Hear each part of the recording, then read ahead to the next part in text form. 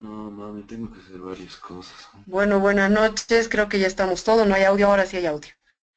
No, ahora sí le puse, sí, buenas noches, sí, todo dicho está, qué maravilla. Van a disculpar el cambio de horario, primero quiero plantearles eso, lo que pasa es que me comunicaron recién, ahora estoy en un congreso de psicología, el cuarto Congreso Internacional de Psicología aquí en La Paz, y recién me han confirmado en realidad anteayer en la tarde, así me he confirmado que mi horario era hoy día a las 6 de la tarde hasta las 7:30 de la noche, entonces obviamente por eso le escribí para que les diga a ustedes muchas gracias por la tolerancia, por el cambio, ¿no? Porque es peor sería prolongarlo una semana más solamente por esta situación. Bueno, entonces nos toca seguir con lo que es autopsia psicológica, un tema nuevo, o sea, un tema distinto a todo lo que hemos hecho. ¿Y qué es lo que tenemos, digamos, con esto de autopsia psicológica? Es un tema muy interesante.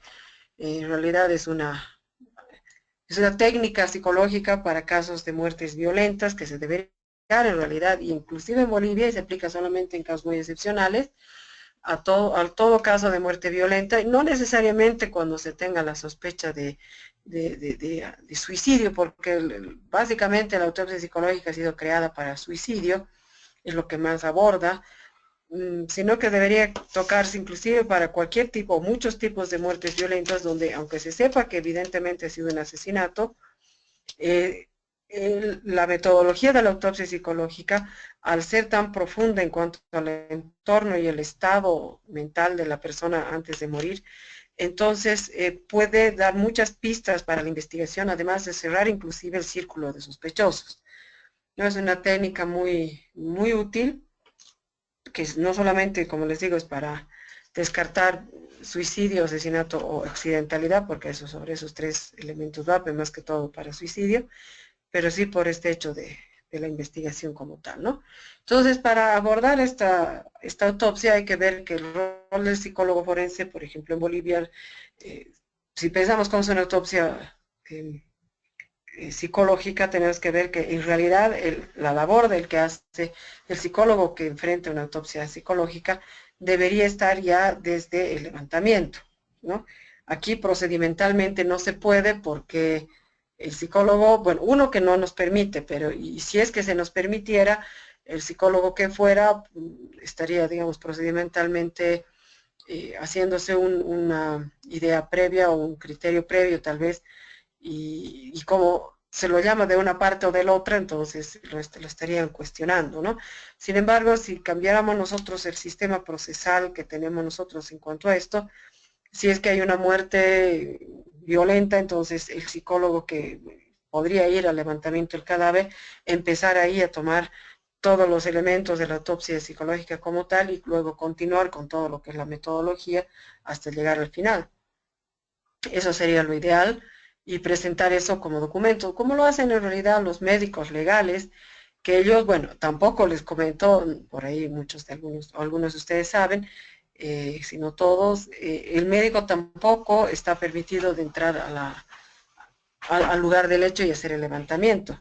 Bolivia, nosotros, los que entran son los fiscales, los policías, etcétera, esos son los que entran al levantamiento. No entra el médico, ¿no? Y eso me parece, si ni el médico entra, menos lo van a dejar entrar el psicólogo. Eso es un error porque pregúntenle a cualquier médico legal y ellos van a decir que en realidad gran parte de la autopsia, inclusive se llega a pensar que una especie de mitad de la autopsia llega o se realiza en el lugar de los hechos, ¿no? En la posición en que ha estado y cómo se lo ha dejado, inclusive si es que hay chorreras de sangre de su propio cuerpo, saber por ese dato si es que ha sido una posición final o una posición que lo ha movido, qué sé yo, las livideces cadavéricas y una serie de factores que digamos que son de medicina legal. Y así como los médicos tienen muchos factores dentro de la autopsia médico-legal para ver en una autopsia o en un levantamiento, los psicólogos también tenemos muchos, especialmente si es un lugar cerrado, ¿no? Si es que la persona ha sido muerta, especialmente si ha sido el dormitorio, en la casa, en un lugar, digamos, muy, muy allegado a la persona. Ahí es donde más evidencias psicológicas quedan, inclusive de todo el suceso que ha podido darse, ¿no? Y que evidentemente la mirada del criminalista, del policía que observa y hace el levantamiento y en teoría hace su planimetría con diferentes metodologías y etcétera, no es en realidad suficiente como, o sea, es una perspectiva del policía, ¿no? Por la experiencia, por las cosas inclusive que llegó a ver en Alemania, o por cosas que he leído que se hacen en Inglaterra, etcétera, la perspectiva del psicólogo es tremendamente valiosa, es una perspectiva adicional a la que podría tener un policía. Entonces en el levantamiento, como les digo, no entramos los psicólogos, lo que sí llegamos a ver son las fotos que se han tomado de ese propio levantamiento, ¿no? Pero las que se observan que entran a cuaderno de investigaciones nunca son todas, y las que entran son a criterio del investigador, que tiene un criterio policíaco, ¿no? No tiene un criterio psicológico para decir, esta es la importante, o esta también la incluiremos, ¿no? Incluyen, qué sé yo, de las 50 que por ahí sacan, incluirán unas 10, ¿no? Y por ahí se nos van. Y nosotros a veces, y eso me pasa porque cuando he trabajado este tipo de cuestiones con médicos forenses, que también han tenido que pedir fotos, a veces han dicho, bueno, se han puesto 10 en el cuaderno, hay 20 más o 50 más, qué sé yo, las pediremos, y a veces ha habido problema legal, estaban, eh, o sea, judicial, no judicial, ya no estaban legalmente pues en el cuaderno, que no se debió haber trabajado con lo que no estaba legalmente puesto en el cuaderno, cuestiones que además, o sea, uno dice, raya con la lógica, ¿no? El trabajo de la autopsia psicológica es un trabajo en equipo, ¿no? Evidentemente, y aquí es muy complejo eso porque cuántas veces yo he dicho que he trabajado en equipo, bueno, por lo menos con una médico forense u otra psicóloga adicionalmente para poder discutir y analizar, inclusive que alguna vez he consultado con el fiscal cuáles algunas de sus opiniones, y inclusive con el criminalista en alguna situación. Me han dicho, no, que eso casi me comen, ¿no? Eso es algo que no, que cómo es posible, yo debo hacer mi pericia solamente de mí para mí, y conmigo y con mis cosas, ¿no? Y que eso es, y cuestiones que en realidad, como les digo, no deberían suceder. Pero bueno, hay que cambiar cómo es nuestra mentalidad y cómo es nuestra forma de afrontar todo esto. Pero en teoría igual me arriesgo a que me riñan porque la metodología de trabajo de la autopsia psicológica me respalda y eso es lo que yo les digo, ¿no? Por eso es que hablaba con la persona X y Z, ¿no? Es un trabajo multidisciplinario, como acaban de entender por las otras ciencias que les he mencionado que se jala al respecto, porque realmente la combinación, especialmente con criminalística y lo que es medicina legal, en la autopsia psicológica es eminentemente así, muy importante, muy enriquecedora, muy esclarecedora el poder conversar con colegas de las otras ramas legales o digamos periciales para enfrentar una autopsia. Por otro lado, la selección de la metodología es variada, hay muchas formas de realizar autopsia psicológica, más adelante vamos a ver, hay modelos que son más cualitativos y otros tienden a ser un tanto más cuantitativos, etcétera. Obviamente, mientras más cuantitativo sea el derecho, le es más fácil aceptar los resultados, pero que se escoja un abordaje cualitativo no quiere decir que se deba dejar de lado una cuestión cuantitativa y combinadas las dos, pues entonces la validez y confiabilidad de los resultados son mucho mejores. Uy, no pasa. Ahora sí, ¿pasa? No pasa, ahora sí. Aquí es simplemente un esquema de qué tipos de autopsias en realidad hay, ¿no? Hay diversos factores de muerte. Para empezar, tenemos la posibilidad de una muerte natural, que donde nosotros en nuestro país, cuando consideramos que es una muerte natural, no se realiza para nada una autopsia, ¿no? Y ni siquiera por una razón, como se pone aquí abajo, anatomopatológica o aleatoria para ver qué es lo que la ha llevado a esta persona a morir. No. Tal vez aquí nos encontrásemos, qué sé yo, ángeles de la muerte, estos enfermeros o enfermeras que llegan a matar a personas, pero nosotros no hacemos. Si a veces en muertes violentas, etcétera, con un contexto jurídico no realizan, imagínense naturales. También se deberían hacer, y eso, bueno, es muerte violenta, es también una muerte accidental, se deberían realizar, pero aquí cuando se ve, sí, ha sido un shock hipovolémico interno, entonces un paro cardiorrespiratorio debido al atropellamiento, listo, muerto, ¿no? Y no hacen tampoco una autopsia y eso estamos viendo específicamente en el caso Kushner, que han habido cosas que no se han realizado en esa autopsia que han sido muy importantes. También se hacen, lo que sí se hacen autopsias es en casos de asesinatos, homicidios, ese tipo de muertes, toda muerte violenta producida por otra persona.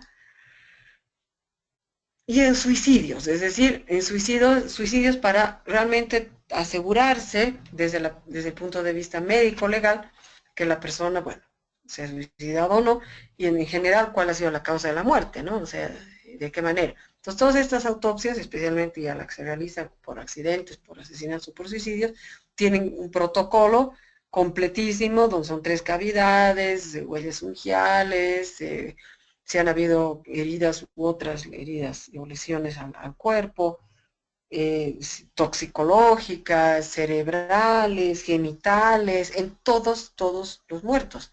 No importa si ha sido por accidentalidad, ¿no? En todos ese protocolo es el mismo, ¿no?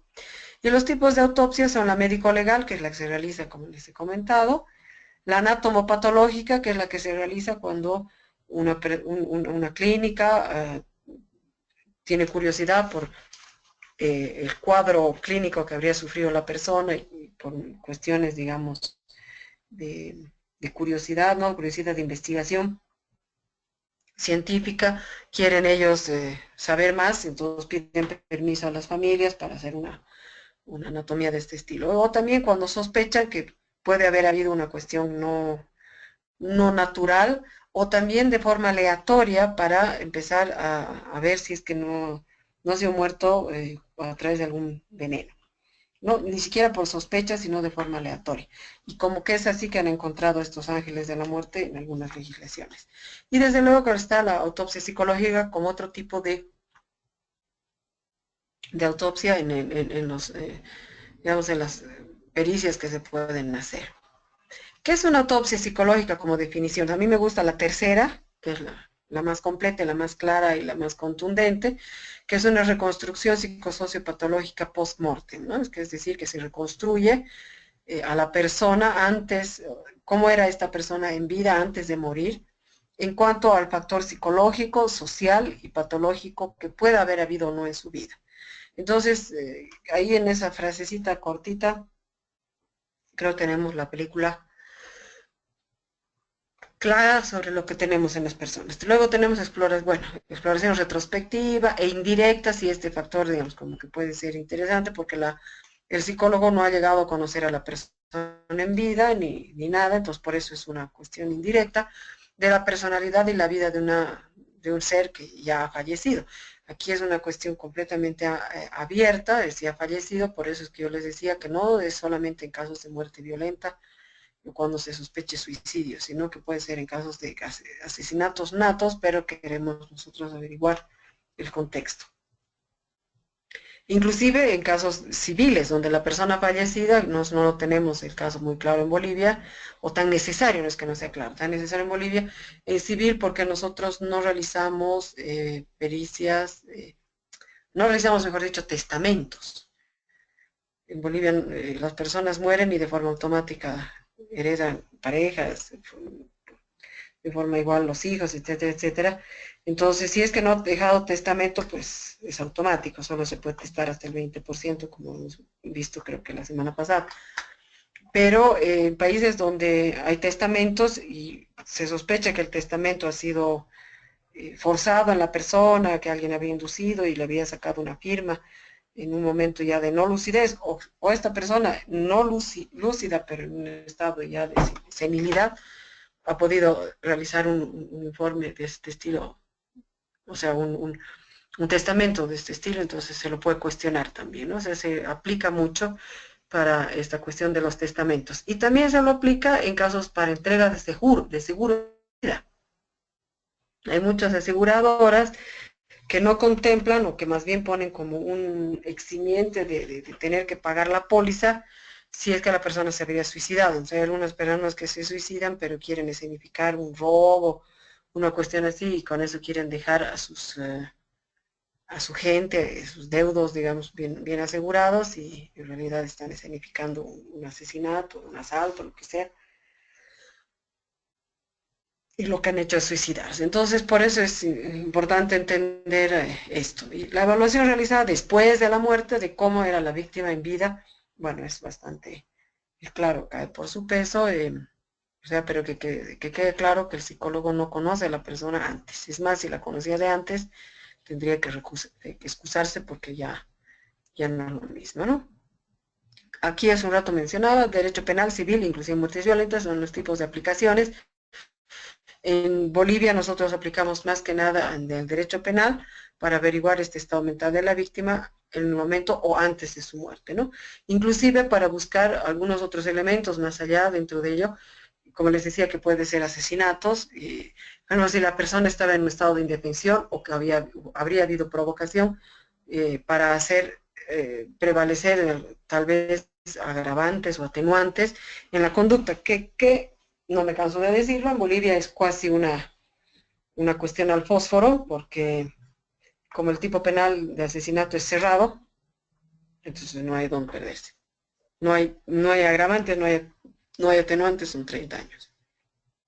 En derecho civil, para que quede claro lo que acabo de decir hace un rato, análisis de acciones de carácter legal realizadas antes de su muerte, se cuestionan, pueden ser cuestionadas, porque se puede decir si esta persona tenía Alzheimer, desde hace cuánto tiempo ya no tiene conciencia de memoria a corto plazo, entonces si la firma de ese documento lo habría realizado, qué sé yo, 10 días antes de morir y la autopsia psicológica demuestra o muestra o plantea que esa persona no tenía conciencia de lo que sucedía en su entorno un año antes, obviamente esa firma, ese documento tendría que ser desechado, ¿no?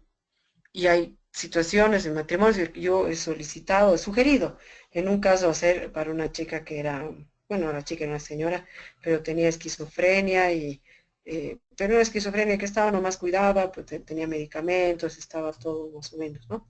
No era muy normal de todos modos, pero estaba más o menos contenida su esquizofrenia, pero como tenía su casa porque sus familiares le dejaron una casa, hubo un tipo que quiso aprovecharse de ella y empezó a frecuentarla y después, bueno, la mató y, y se mandó a jalar a Cochabamba y después a las 2 semanas volvió y dijo, no puedo entrar a mi casa, señores policías, por favor, deschape. O sea, nadie llama a la policía para que le deschape la casa, ¿no?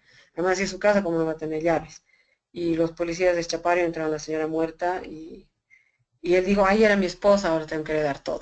Entonces ahí es que yo quería hacer autopsia psicológica y lo único que se ha logrado hacer, o sea, para imputarlo al individuo, es demostrar que ese documento que ella ha firmado de matrimonio ni siquiera lo había firmado. En el cadáver se encontró que aunque estaba en un estado de descomposición muy avanzado, tenía los pulgares ¿cómo es? Con tinta y en vez de firmar el documento de matrimonio lo había sellado con su huella digital. Y dice, no, es que como tenía algunos problemas mentales y ya no escribía, lo cual era absolutamente falso porque se demostró que la señora sacaba plata del banco con cheques, y ella era la que los escribía. Entonces se pudo anular el matrimonio como tal por la huella digital, aunque sí era de ella, pero lo que ya a la familia no le interesó seguir el caso era por asesinato, ¿no? Pero bueno, como que se puede dar en ese tipo de situaciones en Bolivia inclusive. Y como les dije, en muertes violentas, para analizar el estado mental anterior a la muerte, para cancelación de pólizas, como puedo decir, determinación desde luego de la causa de muerte, ¿no? Para ver accidentalidad, suicidio, asesinato, prevención inclusive de mortalidad materna, bueno, no materno infantil únicamente, sino cualquier tipo de prevención de mortalidad, porque si sabemos cómo muere la gente, sabemos cómo es atacada, sabemos en qué situaciones son vulnerables, etcétera, etcétera, etcétera, entonces también se pueden plantear algunos cambios en políticas de prevención. Prevención el uso de alcohol, de drogas, etcétera, porque vemos que muchas personas accidentalmente se matan y eso lo podemos dar cuenta por ese tipo de descuidos, ¿no? Y desde luego que muertes por suicidio es cuando más se hace.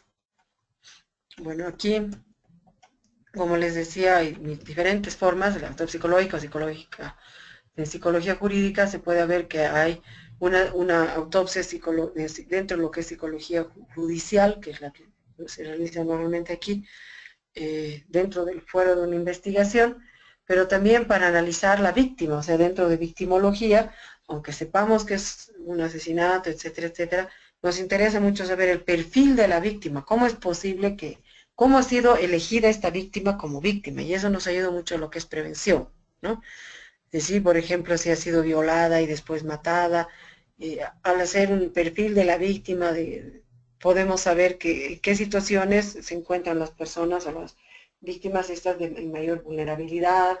Entonces, ¿qué tenemos que hacer para que estas cosas disminuyan? Porque algo tienen esas personas que han sido escogidas como víctimas por sus victimadores. Entonces, por eso es muy interesante saber qué tipo de situación tuvo la víctima, ¿no? No, que ya sepamos que no es suicidio, o ya sepamos quién es inclusive el asesino, y no lo estemos queriendo buscar a través de la autopsia, pero sí para hacer investigaciones y con ello generalizar lo que está aquí de psicología preventiva del delito como tal.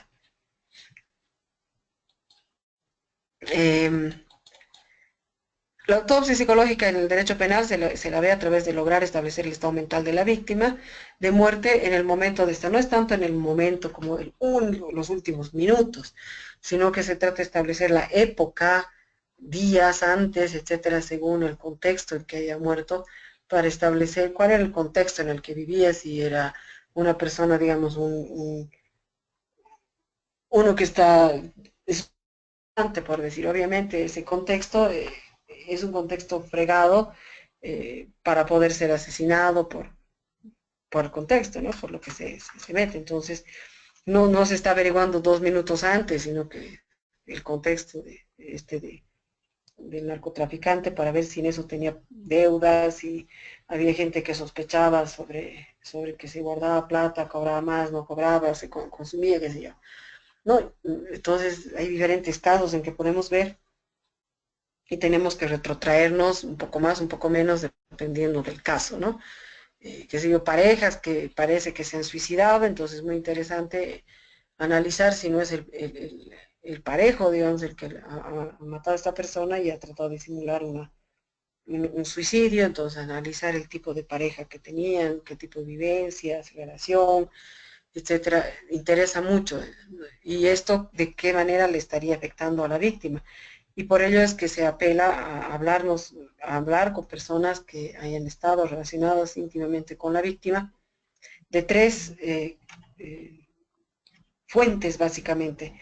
Esta fuente, una de ellas puede ser la de los familiares, otra fuente es la de las amistades, la otra fuente es la de los amigos de colegio, universidad o trabajo, ¿no? Dependiendo de la edad y el rol que haya cumplido la víctima hasta morir. Entonces se saca de ahí por lo menos una, pero por lo menos en la metodología que yo utilizo. Pero en la que se utiliza, así que la que yo utilizo es el MAPI, lo vamos a ver dentro de un rato. Pero en la otra metodología que es más biográfica nada más, pueden también acceder a estas personas, pero les realizan una entrevista semiestructurada, pero no es una entrevista cerrada y semiestructurada al mismo tiempo, ¿no? Entonces es importante establecer todas las características posibles de la víctima, de las relaciones humanas que tenía con su entorno, los posibles factores conflictivos que haya tenido la persona en su entorno último, de qué tipo hayan sido estos conflictos, si estaban peleando una herencia a sus familiares, o el marido, tenían peleas con el marido por infidelidad o por problemas económicos, o era por la edad y qué sé yo, que los hijos se cansaron de seguir esperando a que no se muera, o a que se muera, o como les digo, si era una persona metida con la mafia o con narcotráfico, que si todas esas cosas nos llevan a establecer posibles factores digamos, de riesgo o factores conflictivos, donde de esos contextos pudiera haber salido una persona que haya podido dar muerte con esta otra, ¿no? O razones por las cuales esta persona haya podido tomar la decisión de de suicidio, o razones inclusive por ver, porque se ve accidentalidad, como les he dicho, de que su trabajo era tremendamente, digamos, o sea, un riesgo, ¿no? Digamos, una persona que limpia vidrios de edificios, ¿no? Y se cae, entonces es un factor de accidentalidad que hay que tomarlo en consideración, ¿no? Y ahí hay que hacer análisis adicionales con elementos de criminalística para ver de qué manera se ha caído, si era por falta de seguridad, alguna cuestión que ha fallado, o una pelea que ha podido tener con alguien ahí arriba en el andamio, o que se haya suicidado aprovechando de estar en el andamio. O sea, diferentes factores que hay que analizar en ese tipo de situaciones, ¿no? Coloca en posibilidad de definir si se encontraba en estado de indefensión. Hace un rato hablamos un poco breve de esto, ¿no? O sea, y eso para los agravantes, ¿no? Porque el hecho de que la víctima ya esté en una situación en que no haya podido defenderse y ha estado a expensas del agresor, digamos, una víctima que la encontramos en su cama y ahí la encontramos muerta con su camisón y todo, entonces podemos aducir que ha sido una muerte muy, o sea, que la persona ha aprovechado que haya estado dormida, ¿no? Y ha estado totalmente en estado de indefensión. O puede haber sido que haya estado alcoholizada, que sean las diferentes maneras en que una persona puede encontrarse en estado de indefensión. O por otro lado, poder variar la tipificación delictiva, ¿no? Que eso en nuestro país también es un poquito complicado, porque se tiende a no variar la tipificación, y en los países en realidad también. No, es muy difícil variar la tipificación en el juicio. La podemos variar mientras no haya una acusación formal, ¿no? Por ejemplo, el caso Kushner nuevamente ha entrado con dos opciones, o sea, eso es una cosa extraña, ha entrado con la opción de feminicidio y ha entrado con la opción de homicidio en accidente de tránsito. Entonces, una autopsia psicológica nos puede dar pautas para ir hacia un lado hacia el otro. Por ejemplo, en el caso de emoción violenta, de este caso de tan sonado que hubo en Cochabamba, del señor Guzmán que mató al que le mató a su hijo, eh, porque en el juicio el que le mató al hijo no es que se estaba zafando, solo que en vez de la sentencia iba no por asesinato, sino por lesión seguida de muerte, le iban a dar 10 años. Y claro, el señor consideraba que 10 años no eran suficientes para, digamos, pagar por la muerte de su hijo y a eso se veía venir que iba a terminar así. Y después de una audiencia que hubo por otra situación, que, digamos, colateral al proceso, el señor lo esperó afuera, lo persiguió 2 cuadras y le dio 8 balazos en la parte, 5 balazos en la parte lumbar. Y eso, si uno se pone a pensar, son cosas totalmente pensadas. Era un militar, además, sabía utilizar armas, estaba a menos de 1 metro de distancia. Entonces, si uno apunta a todos por el lado lumbar, es que lo quiere dejar, digamos, en silla de ruedas. Se cayó de frente, luego se dio la vuelta y le dio un sexto tiro en una rodilla, un séptimo en la otra rodilla, y el tiro de gracia se lo dio en la ingle como para incapacitarlo como hombre. Entonces, la pregunta era si a través de la psicología y de la autopsia psicológica se podría considerar que la muerte de esta persona y la actitud de este imputado pueda encajar mejor en homicidio, en accidente, en asesinato o homicidio por emoción violenta. Entonces, bueno, con toda la valoración se propuso, se llegó a la conclusión desde la psicología que esto era un asesinato porque ha habido pensamiento, porque ha habido premeditación, porque ha habido cognición, etcétera, etcétera, pese a la, digamos, provocación que haya podido sentir el señor durante la audiencia, que el que terminó muerto le sacó el dedo del medio por una cuestión, ¿no? Si hubiera sido emoción violenta, la reacción hubiera tenido que ser inmediata, la sacada del medio, en que se le abalance con una silla, que sé yo, y lo mate, ¿no? Pero no de la manera que se da. Entonces, es posible que una autopsia psicológica en un momento dado pueda hacer variar la tipificación del hecho, ¿no? Análisis de todo. Puesto que el autor, digamos, habría actuado contra una persona psicológica y jurídicamente indefensa. Y ahí eso también puede cambiar por la cuestión de la indefensión o la cuestión si ha hecho como atenuante, ¿no? El caso de la indefensión podría subir la pena a cuestiones mucho más fuertes, ¿no? Ha entrado alguien a Angulo, él ha entrado. si es que tomo lista yo de quienes están y de quienes no están, y de quienes entran y quienes salen.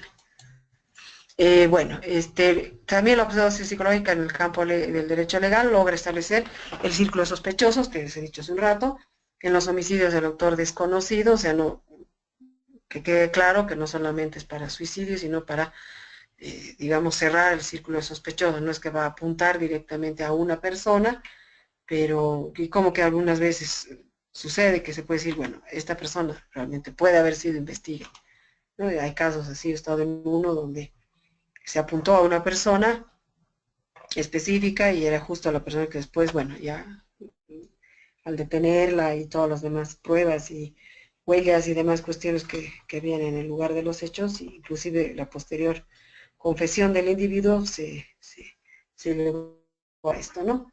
Entonces hay casos en que inclusive, bueno, se puede llegar a un sospechoso específico. Y caracteriza a la víctima con sus conflictos, motivaciones y estilo de vida. Un poco importantísimo el estudiar a la víctima, de cómo era, qué conflictos tenía, qué penas, qué alegrías, qué actitud tenía ante la vida, especialmente para ver lo que era autopsia, para ver un suicidio, es qué actitud tenía ante la vida, ¿no? Si la persona era a favor o en contra del suicidio, si ha tenido indicios presuicidas, si ha tenido conductas presuicidas, etcétera, etcétera, ¿no? ¿Qué motivaciones tenía para seguir viviendo adelante? Si tenía hijos, hijas, planes, proyectos, etcétera, en su vida. Entonces, que nos dan una pauta para saber si puede o no puede haberse suicidado. También se le ofrece a los investigadores elementos de probabilidad en cuanto a posibles autores. Eso también debe quedar claro que los resultados de la autopsia psicológica, si bien hay una metodología que es cuantitativa, de todos modos el resultado llega a ser probabilístico. No se habla de un resultado absoluto, ¿no? De fue suicidio o no fue suicidio, así no hay algo. Sino que se encuentran elementos que tienden a que una mayor probabilidad la persona se haya suicidado, no se haya suicidado, etcétera, etcétera. No, esas cuestiones son importantes en cuanto a los posibles autores, ¿no? Que es interesante. Luego, bueno, Tocaben decía una cuestión muy bonita, que no solo se adecuan con frecuencia el autor y la víctima, un otro como cerradura y llave, en algunas partes se lo plantea como mano y guante. ¿Por qué? Porque es importantísimo ver que, como hemos visto en Victimología 1 o en Victimología, hay muchas situaciones en que se parece mucho, o sea, se liga mucho, ¿no? Por algo escogido a la víctima, ¿sí? Y por eso es que se analiza esto, ¿no? Al estudiar a la víctima, posiblemente podemos dar también con ciertos factores o elementos de cómo era el autor, ¿no? Al conocer a la víctima, por esa relación que se da entre víctima y victimario, como de cerradura llave, como dice Tocabe. ¿No? Es una cuestión adicional. Aquí tenemos distintas metodologías de autopsias psicológicas. Está el modelo de Littman, que simplemente es una reconstrucción biográfica con énfasis en los últimos días de vida. Se hace una reconstrucción de la vida que será de toda esta persona a lo largo de todos sus años, pero como se dice aquí, énfasis en los últimos días, ¿no? Y esto a lo que el psicólogo considere pertinente a quienes entrevistar, etcétera, con quienes basar todo su estudio, ¿no? No está muy claramente definido, se lo deja mucho al criterio del psicólogo. Luego está el modelo de Terroba y Saltigeral, que analiza directamente el comportamiento de la persona que fallece, los últimos días de vida, pero con solamente una base suicida. O sea, este modelo de Terroba y Saltigeral analiza únicamente sospechados, o sospechosos, mejor dicho, de lo que es suicidio. En el caso del modelo de la AMA-APA, está basado en actos de suicidio, historia clínica general y del occiso, pero inicialmente estaba creado para suicidio nada más, pero esta es una forma ya más cuantitativa, por lo menos no tan cuantitativa necesariamente, no, en realidad no es cuantitativa en este, pero las preguntas que plantea este modelo de la AMA-APA son preguntas cerradas. O sea, esta entrevista tiene cuestiones cerradas, ¿sí? No sé, para que me entiendan, tal vez sería bueno que yo busque aquí, a ver si puedes con este nuevo MAPI. Aquí está el MAPI oficial.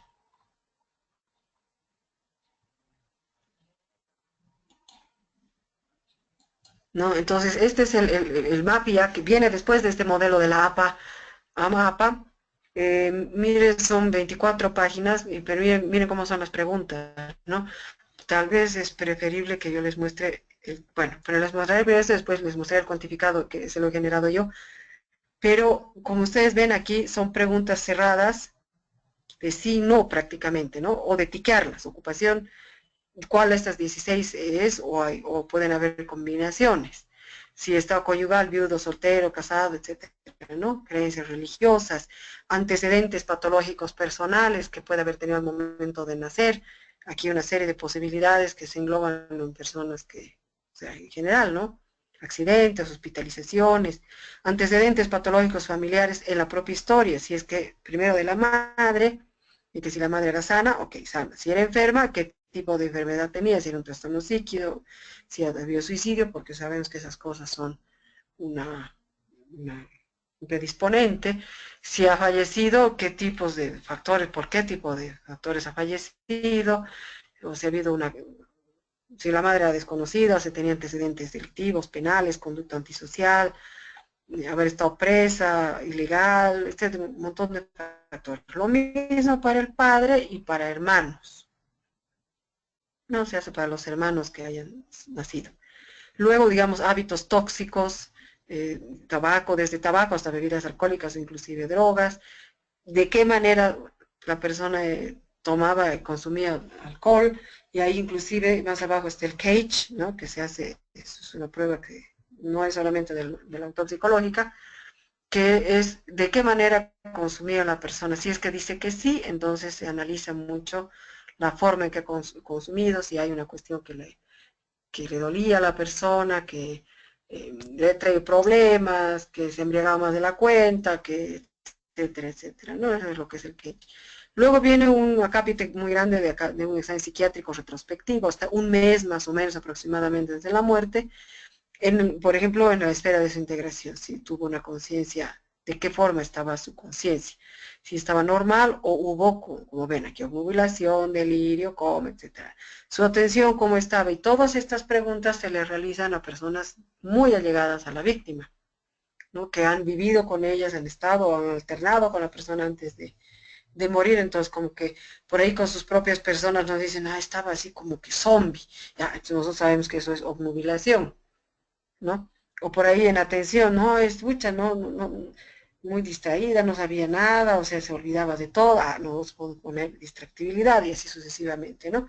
O la memoria, tenía muchos memorias, se acordaba de todo, de repente empezaba a acordarse desde que era niña, o sea, algo que les llamado la atención, orientación, si tenía pérdidas temporespaciales, etcétera. A nivel intelectual, si lo considera normal o inferior, en la esfera cognitiva, en el pensamiento, como ves, son muchísimas áreas psiquiátricas de ver, ¿no? El pensamiento, aquí está la esfera de relación consigo mismo, con las otras personas, con las cosas, si ha habido cambios de hábitos en su vida, porque eso es muy importante en cuestiones de suicidio, que bueno, ha habido cambios de hábitos, en la esfera afectiva, de qué manera se relacionaba, si era ambivalente, disfórica, eufórica, etcétera, la inestabilidad, todas estas cosas que nos describen las personas y nosotros, bueno, ponemos en la palabra adecuada de la psicología, ¿no?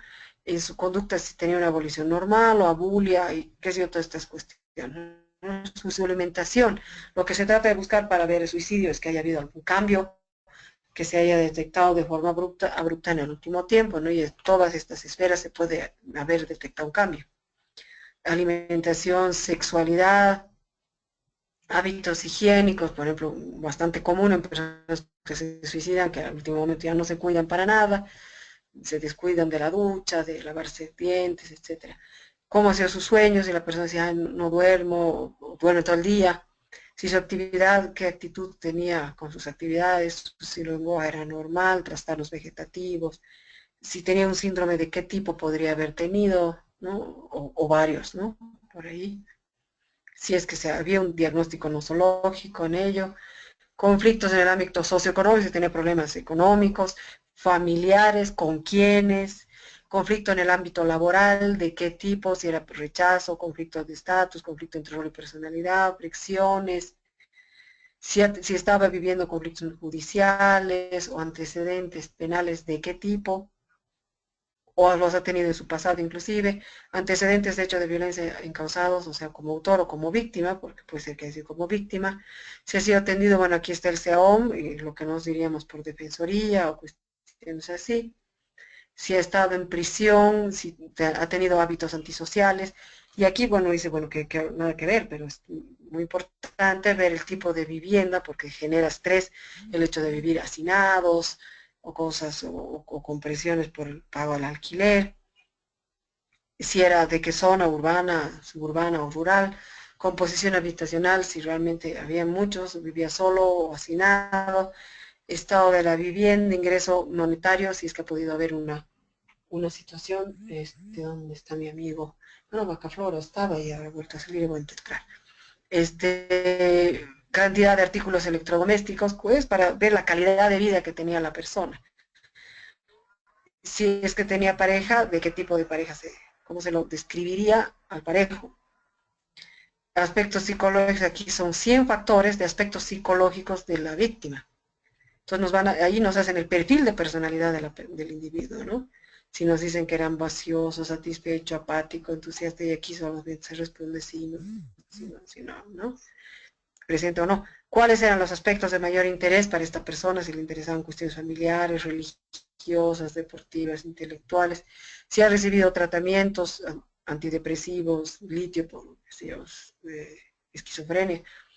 Si antes, hasta los 2 años antes, ha tenido, digamos, verbalizaciones suicidas, cambios así de actitud bruscos, etcétera, estos son señales importantes, ¿no? Luego, uy, le pediría, yo lo voy a callar.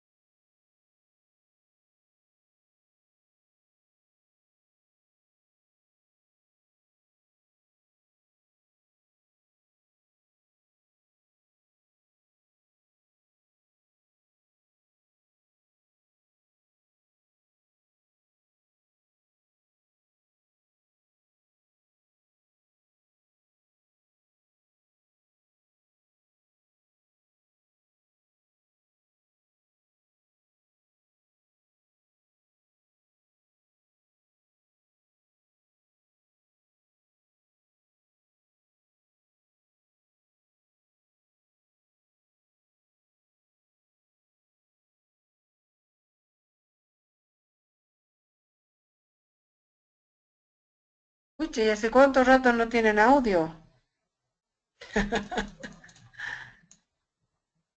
8:57, no hay audio. Y ahora estamos 52 minutos.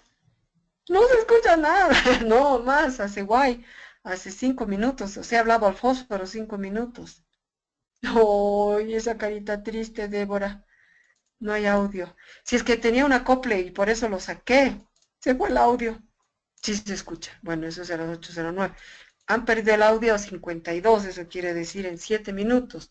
O sea, creo que lo que han perdido del audio ha sido esta parte.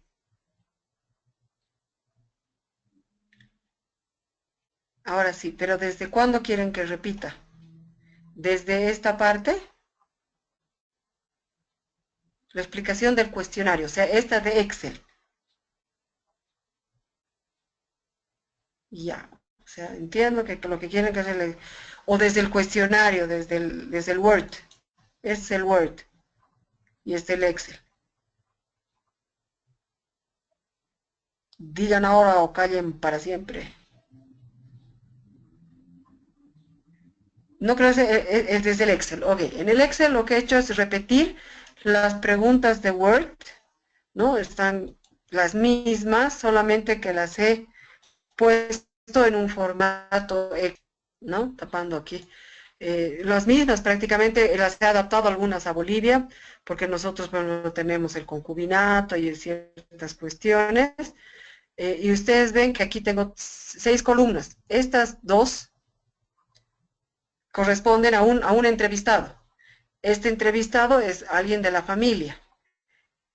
Estas otras dos es el entrevistado del círculo de amistades. Y estas otras dos son del círculo de estudiantes o de trabajo.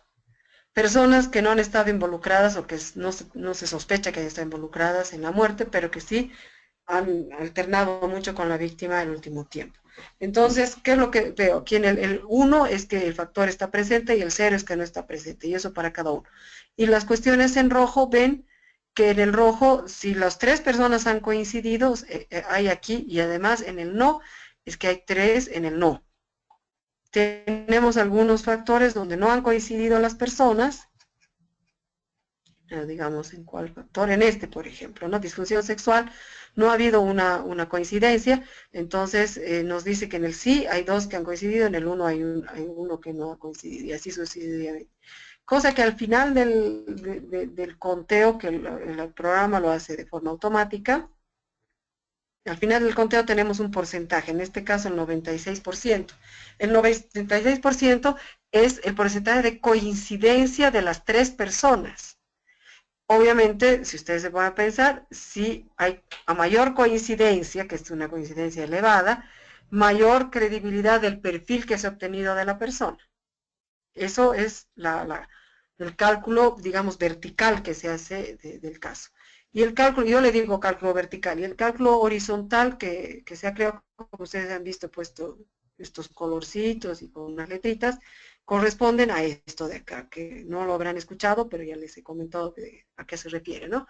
Entonces, vemos los resultados que están aquí plasmados, y tenemos lo que a mí más me sirve es, bueno, me sirve bastante para el perfil, son estos o estos resultados, ya sea que diga que son sí o que son no, porque son complementarios, que son los resultados de esto, es el perfil, digamos, de la persona, estos, ¿no?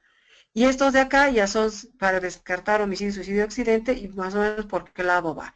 Y la probabilidad va por este lado. Entonces, en este caso, evidentemente, la menor probabilidad era suicidio y se iba más que todo, la mayor probabilidad que se había dado era, o sea, la mayor probabilidad estaba en suicidio, ¿no? Y así sucesivamente. Entonces, pero eso hay que analizar, no solo, esto es cuantitativo, hay que analizar de forma cualitativa, en realidad, ¿no? Entonces, ya les dije también, pero creo que no han escuchado, lo he aplicado ya varias veces en Bolivia y todos han salido coincidentes, digamos, el resultado de mi autopsia psicológica ha sido coincidente con la sentencia, entonces como que, bueno, va en camino, buen camino de esta cuestión, ¿no? Como para que se siga tomando, pero por el momento lo estoy utilizando yo nomás porque no se lo he pasado a nadie, es algo que alguien me lo haya plagiado vilmente. Este es un modelo adicional a este AMA-APA que después se ha vuelto el MAPI. Este modelo del MAPI que ustedes han visto acá, lo que han visto aquí está, la autora es Teresita García Pérez, es una cubana, y ya se llama MAPI, ¿no? Y el MAPI implica Modelo de Autopsia Psicológica Integrado, que ya es la versión mejorada del AMA-APA, que se ha creado al principio, que solamente se trataba pocos elementos. Aquí vamos a poner crecer. Ya. En derecho civil, bueno, en Bolivia, como digo, no es muy común, he hecho un par nomás en derecho civil, el lograr establecer el examen mental de una persona fallecida para llegar, cómo toma las acciones características legales como firma de documentos, testamento, matrimonios, que es lo que hemos hablado hace un rato, consumados en circunstancias que le hacían incapaz de administrar sus bienes. A veces se toma la autopsia psicológica no como autopsia, sino como la metodología para ver si la persona se hace un análisis retrospectivo, digamos, de esta persona, que puede ser que todavía esté viva, pero para saber desde cuándo está la persona sin capacidad de sus facultades. También este MAPI, y lo he aplicado una sola vez, en ese sentido, porque no me lo han solicitado más, pero he visto que tiene mucha utilidad en casos de personas desaparecidas, cuando no se sabe si han sido secuestradas o se han fugado de la casa. Entonces, obviamente, hacer una reconstrucción de la persona un mes antes, días antes de que se vaya, es muy enriquecedor como para poder saber si la persona se ha fugado o ha sido sorpresivamente alejada por alguien que lo ha raptado, etcétera, ¿no? Es obvio que es lógico de entender eso. A tomar decisiones, determinar la anulación de todas estas cuestiones, o sea, es muy útil. Es bien largo, digamos, capacitarse en esto, pero es bien apasionante también cuando uno lo aplica en un caso y todo, pero es una metodología muy larga, muy complicada. Toma muchísimas horas, hay que leer todo el cuaderno de investigaciones de pe a pa, hay que conversar, como les digo, con médicos, con criminalistas, así, que no necesariamente están en el caso, pero hay que leer mucho para combinar mucha información y luego plantear la información. En el caso Kushner se han hecho 2 autopsias psicológicas, una realizada por la fiscalía y otra realizada por la parte querellante. Y yo ahí no solamente he estado de consultora técnica para la parte querellante, entonces o sea, sí ha ayudado a realizar, porque el consultor técnico se puede parcializar y ser parte, digamos, de la valoración, ¿no? Ok, ¿qué otros elementos más vemos en esta situación? La autopsia psicológica, lo que, como les decía, se utilizaba en prevención para reconocer causas que pueden determinar muertes y con eso aplicar a programas de prevención o definir el perfil psicológico de la víctima, que también se lo puede aplicar para prevenir en víctimas, detectar una víctima que esté en esa situación de poder ser vulnerable para cualquier tipo de situaciones y detectar poblaciones vulnerables en realidad, ¿no? ¿Qué tipo de poblaciones pueden ser vulnerables y en qué situaciones? Y diseñar programas por ello preventivos. A mí realmente me gusta hacer hincapié en prevención y en mediación, conciliación, son, digamos, mis dos metas más importantes de lo que es la aplicación de la psicología jurídico forense y como sea las meto en cualquiera de mis charlas si es que es posible.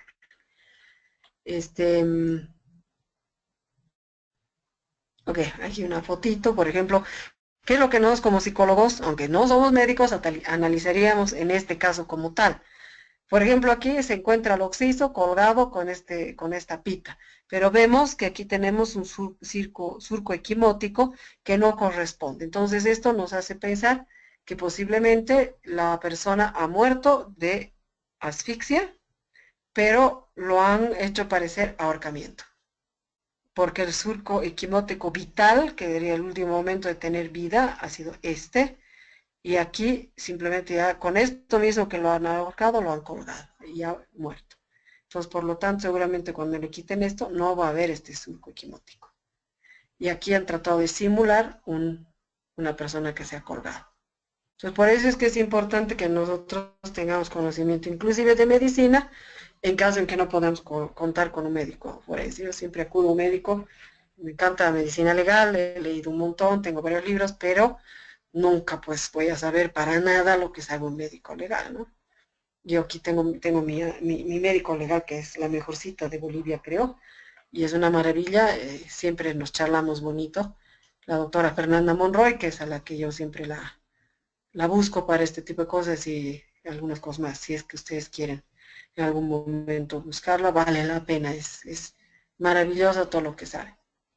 Entonces, una autopsia psicológica realmente es una cuestión difícil, es una pericia difícil con la que solamente cuentan algunos países. En Bolivia nos habilita la libertad probatoria, ¿no? Entonces, no hay una prohibición de realizar una autopsia psicológica gracias a la libertad probatoria.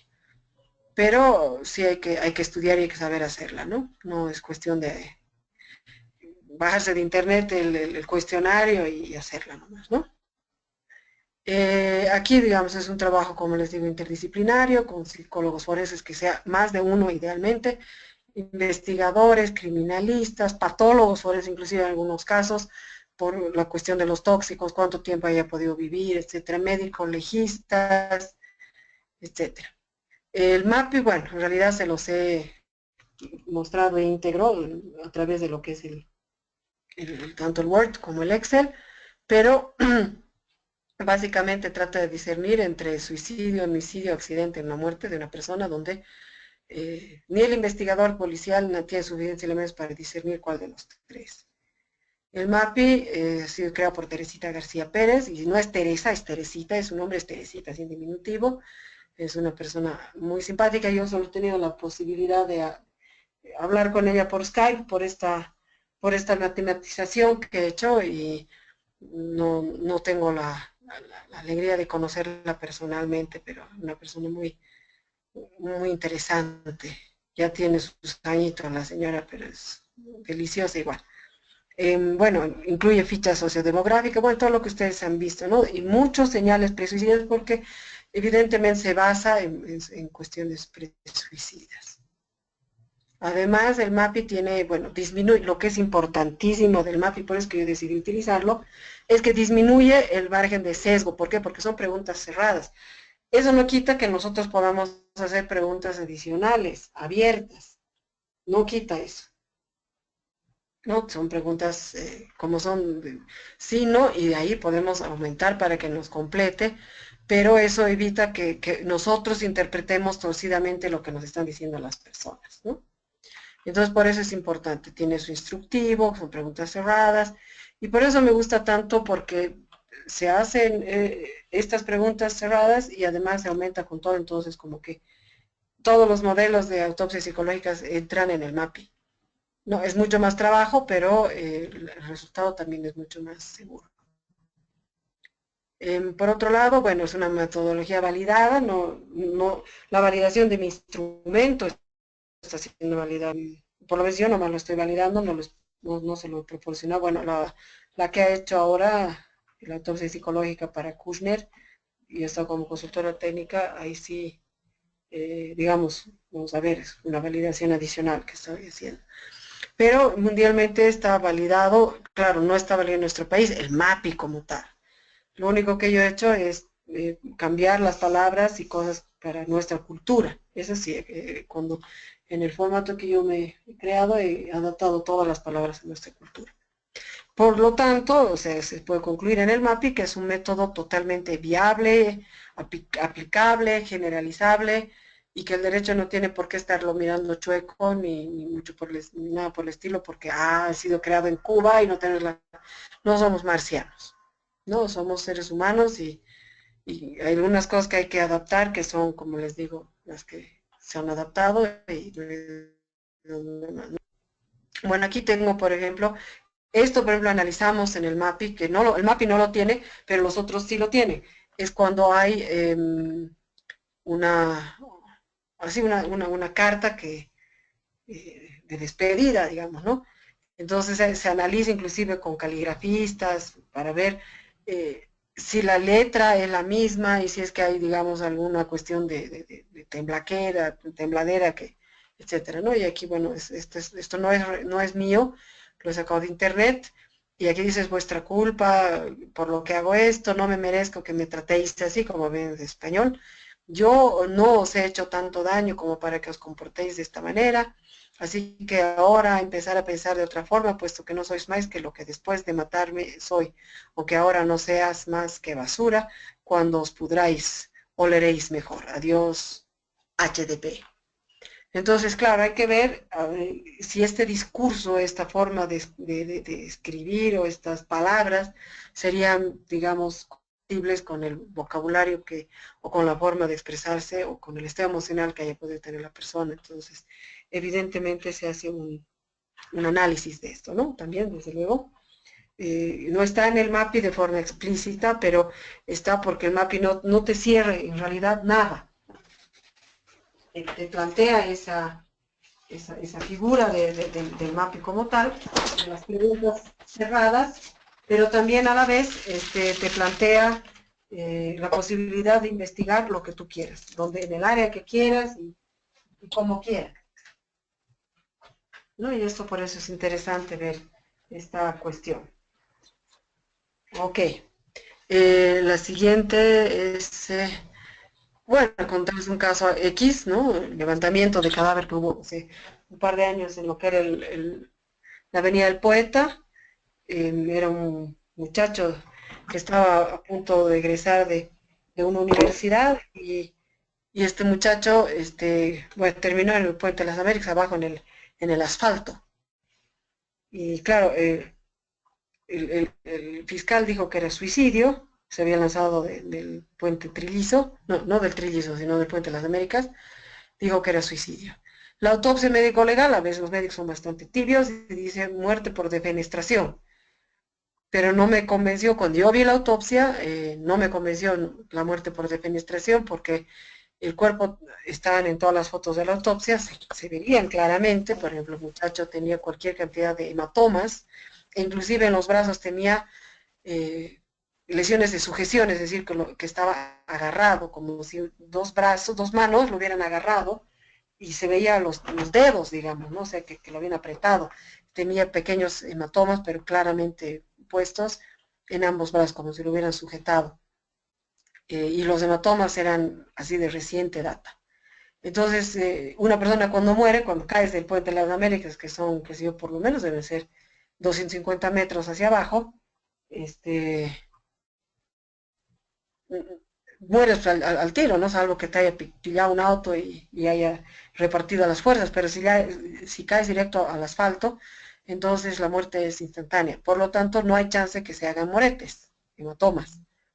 Entonces eso ya, yo dije, para empezar, eso no me cuadraba. Por otro lado, revisión de la ropa, su chamarra de cuero estaba rasmillada, arrastrada, digamos, y tenía tierra. En el asfalto no hay tierra y cuando ha caído directamente, no se ha arrastrado. Entonces daba a pensar que en otro lugar se había arrastrado porque había polvo y tierra en su chamarra, y así muchas cosas que eran solamente propias de la criminalística, ¿no? Y a eso obviamente aplicar el MAP y encontrar toda la cuestión. En que el muchacho era un chico muy positivo, muy divertido, pero el problema que tenía, y ahí es donde he creado la hipótesis, era que unos años antes había dejado, un par de años o un año antes había dejado una pandilla. Y digo, no, ya no quiero ser parte. Pero ustedes saben que de algunas pandillas las personas no pueden zafarse. Que una vez que uno entra en una pandilla, entró y listo. ¿No? Hay algunas pandillas que son tremendas. Y estos de la pandilla siempre lo andaban jocheando y le andaban diciendo, lo andaban amenazando, y eso es lo que sacó la autopsia psicológica, ¿no? Porque ya empecé a preguntar y claro, y ahí me dijeron, no, como algo sí, hace años era miembro de una pandilla. Y siguió preguntando y ha sido confirmado, ¿no? Y que la pandilla era bastante jodidita. Entonces, claro, para mí mi hipótesis ha sido que, porque él estaba en un boliche en Sopocachi, y lo llamaron por celular y él salió a hablar afuera y ya no volvió. Entonces, ¿quién lo ha llamado, no? Seguramente, o por ahí se encontró ahí afuera con los de la pandilla y le han dicho, che, vamos a dar una vuelta, qué sé yo, y No creo que hayan querido matarlo tal vez, pero sí se les ha ido la mano. Y bueno, al final lo deben haber llevado medio muerto tal vez así, si es que han querido matarlo, entre varios, como si estuviera borracho, pero entre al medio él así ya moribundo, tal vez, por eso las heridas, los hematomas seguían y ahí lo botaron del puente de las Américas, ¿no? Y los policías no vieron nada, no se acordaban de nada, de haber visto, sí, pues, se acordaban de que pasó una persona, que otra persona, que un grupo de personas, pero no recordaban nada del asunto. Aquí en el caso Y es una mujer que ha muerto en teoría también de fenestración desde el piso 13 de un edificio, que le hacen, no le quieren hacer autopsia médico-legal porque los parientes les da pena y los médicos dicen, bueno, pues no quiere, muere por defenestración y punto. Y cuando yo aplico el MAP y toda la investigación, vengo a enterarme que el exnovio, que era el sospechoso de todos modos, les había traído la noche anterior a su hijita, porque ella era casada, no era casada, era divorciada, pero tenía una hijita, les había traído, por primera vez en su vida había traído algo a la casa, porque no llevaba nunca ni un pan. Había llevado este exnovio, él estaba queriendo volver, como sea, unos 2 frascos de yogurt, pero yogurt que no tenía etiqueta. Entonces, como si que hubieran sido yogurts caseros, de fabricación casera, o no sé, pues, ¿no? Y la chiquita me contó, la hija me contó que al día siguiente se sintió mareada y no sabía por qué. La mamá muere tipo 3 de la tarde. Y la mamá también cuenta lo mismo, que estaba mareada. Y en la noche las dos consumieron em, el famoso yogurt. Entonces yo dije, y la autopsia, no había tal, ¿no? Se quiso hacer exhumación y tampoco han aceptado, ¿no? La exhumación. Perdón, acaba de salir Mel. ¿Quién es Mel? A esa persona yo no la tengo, no sé quién es esta agregada. En cambio de Psychosystem sé que es mi amigo Ronald Mita, pero de Mel no tengo, no sé quién es. Si alguien me dice quién es Mel, por favor. Puede convertirme en presentador, Luz Parra, y ya está. O sea, por lo menos darle. Ucha, no quiere. No puedo. Le quiero poner micrófono y no me sale. No me aplica micrófono. No me dan permiso. No me han habilitado para eso.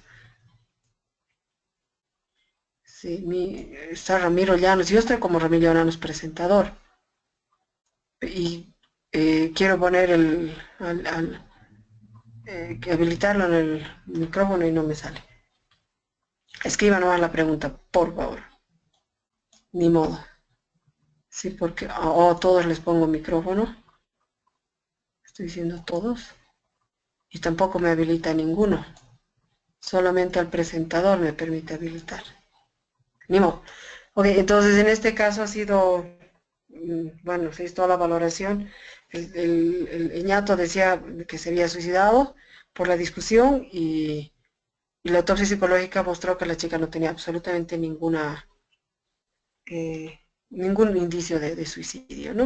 Además del día siguiente era el cumpleaños de su hijita. Ya tenía comprado el regalo oculto en el cuarto de la trabajadora del hogar, tenía a las niñitas invitadas al pijama party del día siguiente, y ese rato ella se estaba disponiendo a salir a comprar la torta para el cumpleaños. O sea, partiendo por ahí no se necesitaba ni en realidad ni aplicar toda una autopsia psicológica con esa lógica suficiente, ¿no? Pero bueno, se aplicó todo el MAP. Ha sido la primera autopsia psicológica que se ha creado en Bolivia y ha sido bien interesante para plantearla, ¿no? Ok, sí, licenciada Parra, lamentablemente no la puedo habilitar, yo no lo tengo. No la puedo habilitar. Uy, creo que ahora hasta la he volado. Ya. Sí, es una pena. Sí, aquí yo trato, cliqueo, espicho o como se llame el asunto y no me sale. Ahora está como negada. Sí. Sí, porque otras veces yo las escuchaba. Creo que son ustedes las que tienen que habilitarse más bien para mí. Porque yo las tengo como si todas pudieran. Sí, eso es. Si ustedes son los que pueden habilitarse. Ok, los pasos del MAPI, bueno, el lugar del hecho, más allá de lo que les he mostrado en lo que es el MAPI como tal, pero más allá del cuestionario, está el lugar del hecho, ¿no? Que como les he dicho al principio, no nos dejan participar, pero sí deberíamos ir. Y si no nos han dejado participar de inicio, si cada uno se habilita verdaderamente, ¿no? Si, por lo menos a posteriori hay que ir, ¿no? Al lugar. Pero eso en Bolivia, les digo, es bien difícil. Algunos no he podido ir porque yo he dicho quiero ir, memorial para irme. Uy, no, pero ¿usted qué quiere hacer? Usted no es criminalista, usted no es policía, usted no es fiscal, entonces qué barbaridad. Le vamos a anular su trabajo porque usted está metiendo su nariz donde no debe, etcétera. Realmente es tremendo, ¿no? Dice, no, pero es la metodología del MAPI. Y después en un caso me dice, ¿usted por qué no ha ido al lugar? ¿Por qué no me han dejado? ¿No? Pero entonces eso le resta credibilidad a su trabajo porque el protocolo dice que usted debe ir. Ay, es bien difícil el asunto, ¿no? Pero deberíamos ir y pedir que nos dejen ir, etcétera, etcétera, para poder entrar a los espacios, aunque no haya muerto en ese lugar, ¿no? Ir a la casa de la víctima porque su habitación, el orden que tenía o que ya no tenía o que había generado, todos esos son factores que nos hablan del estado anímico que tiene la persona. Nuestros dormitorios habla mucho sobre cómo somos, sobre nuestra personalidad. Eso es donde lo que más hay que ir en una situación de estas, ¿no? Y desde luego ver, haya sido o no haya sido ahí el lugar de los hechos, tratar de buscar notas, diarios, cartas, documentos, inclusive dibujos, etcétera. Bueno, ahora se analiza también los correos electrónicos, los chats, etcétera, porque ahí una persona nos puede decir mucho, ¿no? En los chats.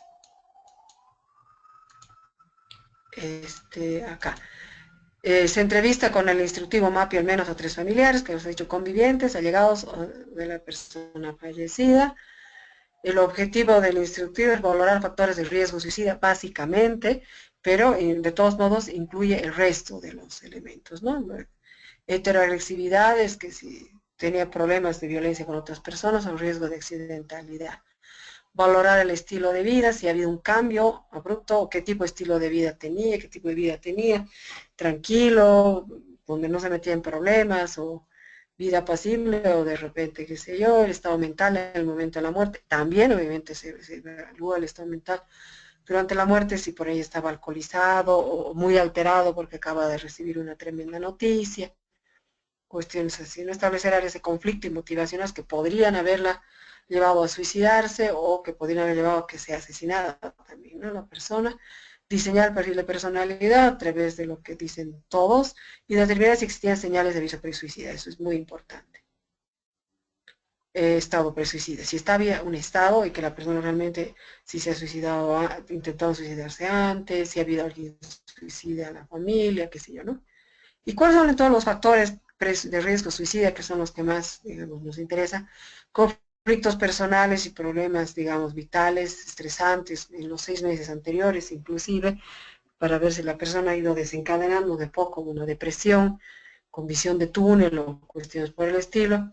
Si la persona ha tenido trastornos psiquiátricos, si ha generado por ahí, qué sé yo, psicosis, esquizofrenia, cualquiera de los factores psiquiátricos, o especialmente en el estado de ánimo, ¿no? Ansiedades y todas esas cuestiones. Otros factores de riesgo suicida es si la persona consumía, ¿no?, sustancias psicoactivas, porque ahí puede haber sido que o se murió por una sobredosis, pero también sobredosis si es que se puede uno mismo o alguien le puede poner una sobredosis, o también ha podido generar que la persona ha visto que de esa manera, con tanto droga, pues ya no va a estar bien en la vida, digamos, ¿no? Si ha sido esquizofrénica o trastornos de la personalidad, qué tipo de trastornos de personalidad ha podido tener, y eso con el perfil se llega a sacar si era, que sé yo, tenido la persona rasgos narcisistas o rasgos esquizoides o qué sé yo, personas o los bipolares, que son los que a veces tienden a suicidarse, ¿no? O sea, los límites, o síndromes mentales orgánicos, si haya tenido algún tipo de locura, alguna demencia como tal. Ellos van diciendo que quieren morir, ¿verdad? Algunos sí, Algunos sí, ¿no? Algunos, los hombres no, los hombres directamente se matan, son graves los hombres, hay mucha diferencia entre hombres a mujeres. O si no, algunos por ahí dicen por ejemplo, uno dice, ay, pucha, ¿por qué llegó tarde? Me hace renegar, ¿no? No te preocupes, ya no te voy a hacer renegar nunca más. Y uno no entiende esa frase. Pero cuando el tipo se suicida, uno ya se da cuenta, ah, caramba, con razón me dijo eso. Eso es lo que podemos encontrar en personas que anuncian su suicidio, ¿no? No es que lo van dirigiendo de forma directa necesariamente, sino de forma indirecta, que al principio la persona no entiende. Pero vamos viendo. La pregunta de nuestra amiga Luz Parra, yo recuerdo una vez una cosa que medio que me tortura de alguna manera. Hace unos 12 años más o menos, yo daba clases o sea, sigo dando clases en Univalle, estoy en Univalle desde hace 18 años, pero hace 12 años tenía una alumnita que vino de Cochabamba y ya para el tercer semestre, no estaba desde el primero.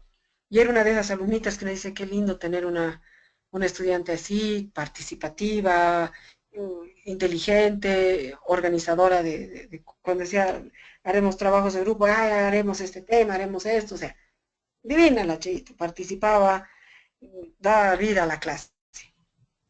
Un día viene y se sienta atrás y no habla nada. Caramba, digo yo. ¿Qué le habrá pasado de estar con sus periodos? Siguiente clase, viene, igual se sienta atrás y no habla nada.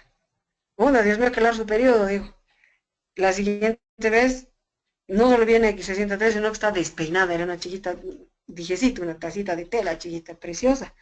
Y estaba despeinada, desaliñada. Ah, no, pues esto ya no. No, no, no. Y la ubicación de los aulas era del revés a lo que es ahora. La puerta estaba al otro lado de donde era la pizarra. Entonces, y su apellido empezaba con A.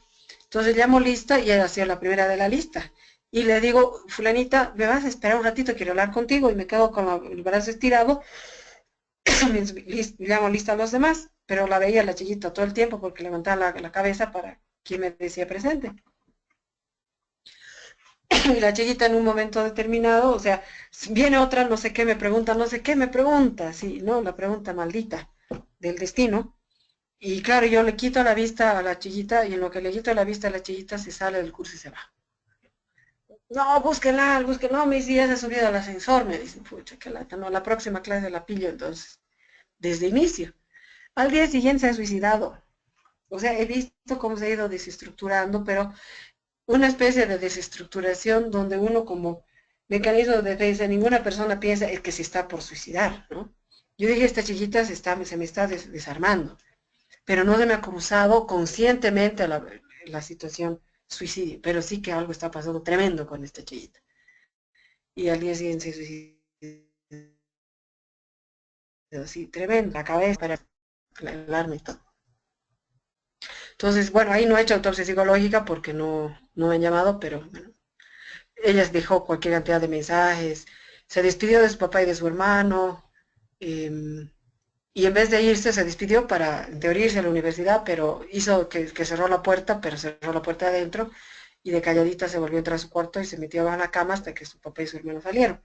Y ahí recién ella salió de debajo de la cama porque dice su papá que pasó por el cuarto con la puerta abierta y no estaba, entonces se debajo de la cama. Después ella ha empezado a mandar mensajes por su celular, explicando esto, que mamá aquí, papá allá, hermano aquí, etcétera, y de ahí se pagó el tiro. Entonces, como que no había dónde perderse con el asunto, ¿no? No ha querido hacer ni autopsia médico-legal de los papás de la chiquita. Y ahí, por ejemplo, ¿qué es lo que tenemos que ver? Factores genéticos, y además heredados, entre comillas, porque de alguna manera se dice que el suicidio es genético. Cuando hay familiares suicidas, es bastante contagioso el suicidio.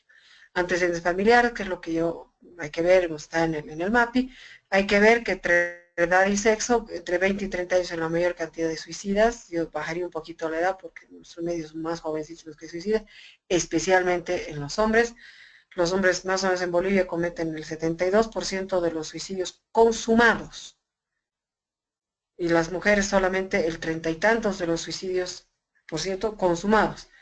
O sea, es exactamente lo contrario, en hombres y mujeres.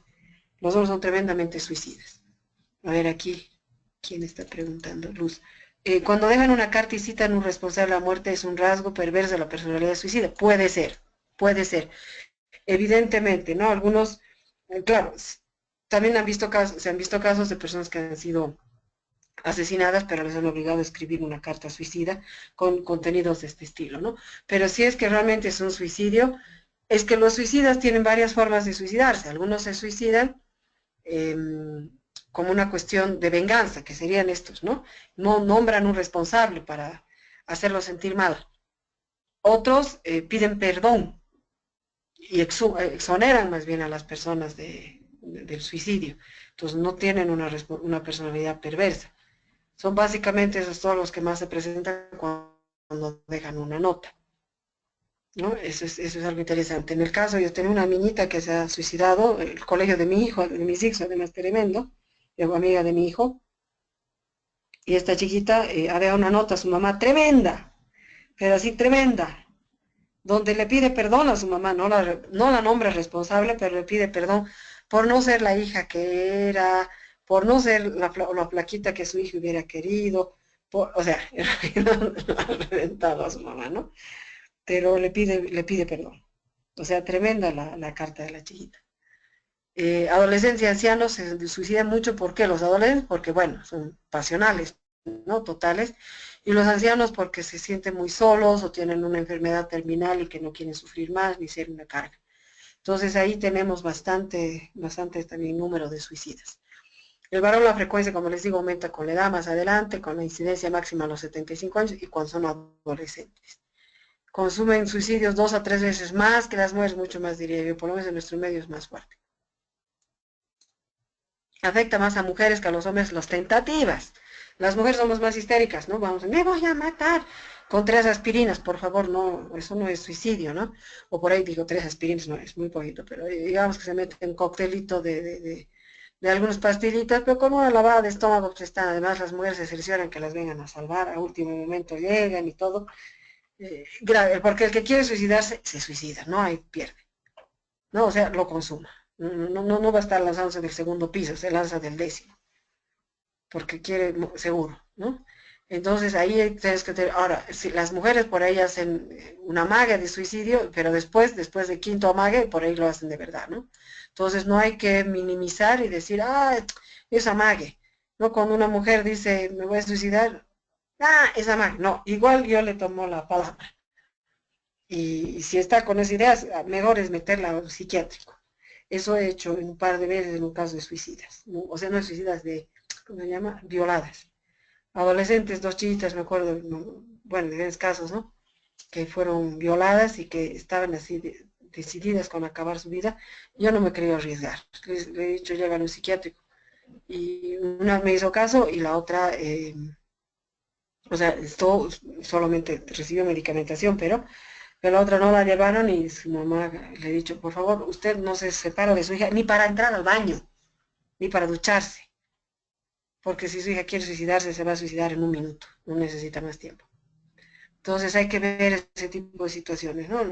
Y las mujeres, la edad de mayor incidencia está o sea, entre los como de 55 y 65 años. Las mujeres mayorcitas en realidad tienden a suicidarse.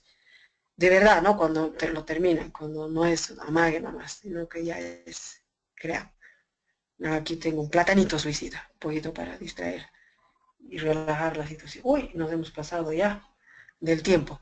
A ver, ¿cuántos faltan de todo esto? Factores de riesgo, suicidio, historia intensa.